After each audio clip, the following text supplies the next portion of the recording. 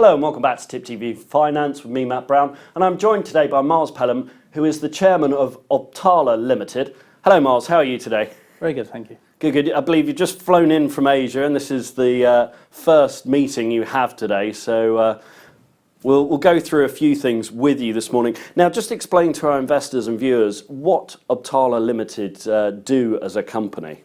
As a company we're listed on the AIM Stock Exchange. We focus on agriculture and forestry. We've got around 1,700 hectares of agricultural assets in Tanzania and around 310,000 hectares of forestry assets in Mozambique. We're also a sustainable company, so we do everything in an ethical manner. Good stuff. And you've taken over as chairman. It's I believe almost been a year that you've been chairman of Obtala Limited. A busy year, no doubt, for you. So just talk us through how the year's been. A very busy year for me and also for the company. I think it's changed dramatically. When I took the helm almost a year ago, I inherited a company that had very limited cash balances, but two assets that had great potential.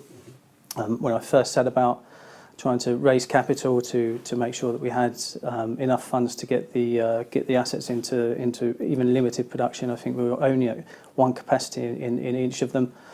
The company had a market cap of around $30 million, but an asset base of well in excess of $150 million. So it was right that we raised money at the asset base. So I set about doing that and took a couple of months to raise about $5 million, restructured the board and brought in a new CEO and new COO that are very talented and that I'm very happy with. And then set about, we were in the process of proving our business model. Both businesses have been in production for around 3 or 4 years. We really wanted to scale this up. So a lot of it was about proof of concepts and working out just exactly how much money we would need in order to get both assets into full production. The raise against the forestry assets was very successful. We had lots of indications of interest. Should we have another raise, that they would be interested. And so we stepped back and said, okay, how much do we need to get these businesses into production? Predominantly focusing on the forestry business because that was the asset that we were raising capital against. That figure was around $6 or $7 million. And so we decided to raise 10 to give ourselves a bit of room in order to grow the agriculture and or expand other business lines. We went about raising $10 million, got actually considerable amount more demand, and so we raised $20 million in December, which meant that we could get both businesses into full production, or what we could see getting into full production, which was terrific. So that's been the last year. It's been extremely busy. We've hired a number of key personnel, and the next year going on is about getting those two businesses from what is very tiny amounts of production capacity of 5% up to 30%, 50%, 80%, and then 100%. But it's also about that we've through dialogue with investors particularly in Asia, it's clear that agriculture and forestry is a sector that they would really like to invest in, that there are limited other propositions for them to invest in, particularly in a sustainable manner. And as such, we would look to expand not just organically, but also by looking at other businesses, whether they are worthwhile us taking over or forming partnerships with. So that will be the likelihood of 2017, which is going to be a very busy year indeed. Well, it sounds like it's already been a busy year, and for 2017 you've got a lot going on. You mentioned the boardroom changes. Are you now happy with the personnel that you have on the board, or do you foresee any further changes? I think, yes, we're happy with the board as it is. That's not to say that the board is complete. There will definitely be more changes, more additions that come onto the board, and we're vetting candidates now. Very much a person that is keen for someone not to come on just to look good on the presentation, that they've had 30 or 40 years experience in Africa, which is all very important, but we have that within the operational management. I'm very, very clear that if someone comes on board that they need to add value immediately. And we want to make sure that we've got doers, because we've got a hell of a lot of work ahead of us.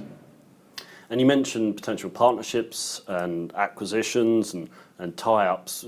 Can you just talk us through anything in that area that obviously you can't announce things that you wouldn't announce to the market, but that certainly seems like an area where you want to expand, as you've already said. Yes, I mean, it seems on AIM it's pretty tough to raise finance, and we've managed to raise it fairly easily, touch wood, which has meant lots of people have, or lots of institutions have shown us opportunities for that money.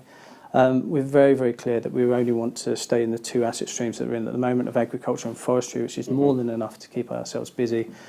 But if there were businesses or assets that had strong synergies to our business, that were complementary, and that were also cash flow accretive, then I see no reason why we shouldn't look at those and investigate those. And we've maybe looked at 20 or 30 of those, and 25, 26 have been thrown out, and we'll continue to look at these to see whether they can have value in a meaningful way. Good stuff. And you've also mentioned using the forestry assets to raise capital, using the assets against that, rather than diluting shareholders. So when you look at the net asset value of the company versus the current share price, the share price is trading at a discount. Certainly, can you just explain why investors should buy your shares on, certainly with that basis that it is trading at a discount? Yeah, I own 5% of the company myself, and also invest in the preference share. Timber as an asset class is a very unique asset class. Obviously, been a very well performing, best performing asset class in the last 100 years. So, when I came into Obtala, you look at the asset that we've got, and it's like, well, how do you value that asset? And everybody that was in the business valued it on the basis of what cash flow that business could produce, which of course is very, very sensible. But there is another school of thought, in that timber is an asset class itself. So if you look at North American timber, to buy freehold, it trades at around $4,200 per hectare, and this is for pine forestry, so fairly low value wood. Whereas we have 50-year renewable concessions, so I'm not sure how long your investment horizon wants to be, but in 50 years I will most certainly be dead. And what value do you give that? Yes, it's in a riskier jurisdiction, but it is a value of the wood is much higher than it is of pine, and pine is held in North America, which is a high cost jurisdiction to extract, and Mozambique is very low cost given the cost of labour. So, at what level does that asset itself become a viable as an investment? And so we looked, and you'll see that on a lot of the RNSs it mentions that we sold it per hectare, and we're selling it at around $350 as like semi-investment ownership, compared to $4,200 in North American freehold. So where once people get confident that we can extract and monetize that actual value, where does the real value of that sit compared to 4,200? And of course it's not going to be the full value, but I certainly do not think that it's going to be 1/12 of the value.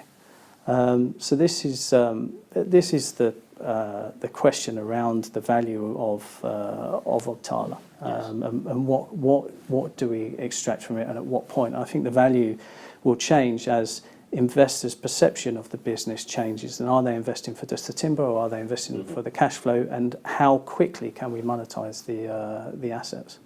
So there's certainly a lot of positives now looking forward to this year, and you seem to have all your ducks in line, so a good year hopefully for Obtala Limited, would you say? Yes, I think so. You can see 2016 very much as tidying house. 2017 we're reaching levels of what our production capacity can achieve at the moment. We've got a sawmill and a pack house that will be at maximum.